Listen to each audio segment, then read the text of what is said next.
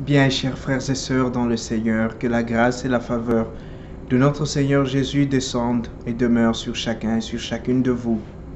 Je voudrais, avant de commencer cette homélie, vous dire merci. Merci du fond du cœur pour votre présence, pour votre accompagnement, pour vos mots de soutien et de remerciement, pour vos mots de gentillesse à l'occasion de mon ordination sacerdotale. Oui, j'ai senti votre présence, j'ai senti ces prières m'accompagnaient tout au long de cette cérémonie. J'ai senti que vous étiez là, que vous me soutenez, que vous croyez en ce que nous faisons, que vous croyez aussi en cet appel que j'ai reçu du Seigneur. Merci du fond du cœur, que chaque jour le Seigneur vous donne ce dont vous avez besoin, que sa grâce continue à vous illuminer et à vous accompagner. En ce 25e dimanche du temps ordinaire de l'année liturgique A, l'Église Notre Mère nous appelle à réfléchir, à prier, à méditer sur la notion de la justice de Dieu. Dieu est juste et Dieu est charitable. Ce que nous devons retenir de l'homélie ou de l'évangile d'aujourd'hui, c'est que le Seigneur est juste, mais le Seigneur est aussi charitable. C'est que nous devons réclamer la justice, mais la charité est un don de Dieu. La charité, c'est une grâce.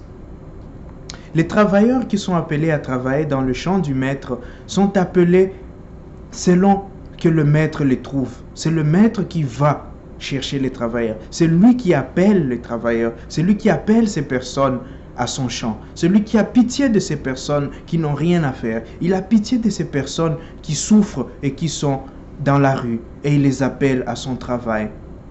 Et il leur dit, il se met d'accord avec eux sur le salaire qu'il va leur donner, du moins pour les premiers appelés. Et tous les autres qui sont appelés, il leur dit, venez travailler à mon champ et je vous donnerai ce qui est juste. Et en ce temps, ce qui est juste, c'est ce qui permet à chacun de vivre dignement. C'est ce qui permet à chacun d'accomplir, comme dirait quelqu'un, l'excellence de sa nature humaine. Et l'excellence de sa nature est atteinte lorsque tu peux vivre décemment, lorsque tu peux manger décemment. Et à cette époque, le denier ou le salaire d'un travailleur moyen, la pièce d'argent, permettait d'avoir le minimum pour vivre.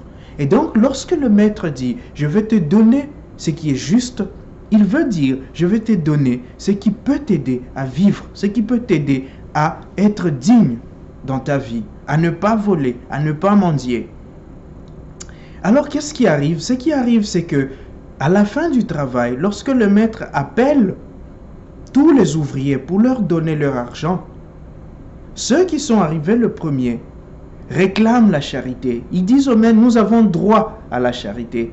La charité, ce n'est pas un droit. La charité, c'est un don. Vous avez droit à la justice, à ce qui vous est dû, au salaire, pour lequel vous vous êtes convenu. Et ce salaire, le maître le leur a donné. Le maître a donné ce salaire à tous ceux qui ont travaillé pour lui, que ce soit ceux qui sont arrivés avant ou ceux qui sont arrivés après.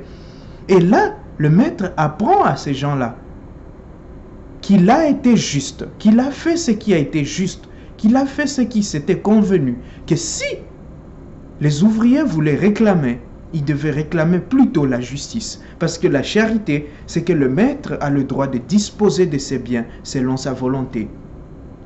Et nous voyons des personnes aujourd'hui, au fait, qui ont ce problème-là entre la justice et la charité. Les personnes qui réclament la charité alors qu'ils n'ont même pas encore obtenu la justice. Travaillons pour que le monde soit d'abord juste avant de penser à la charité, parce que la charité, c'est la dernière marche de ce long escalier qui commence par la justice. Une société qui n'est pas juste ne peut pas être charitable. Et pourquoi on n'arrive pas à cela? Pourquoi on n'arrive pas à la justice? C'est parce que, la deuxième chose, on veut s'accaparer.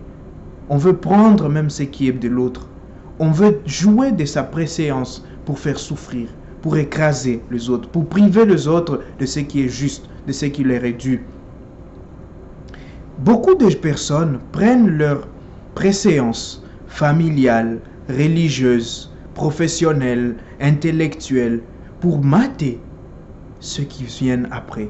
C'est pas parce qu'on est né avant, c'est pas parce qu'on a été baptisé avant, c'est pas parce que moralement on a une ascendance que l'on pense que Dieu va nous juger en fonction de cela.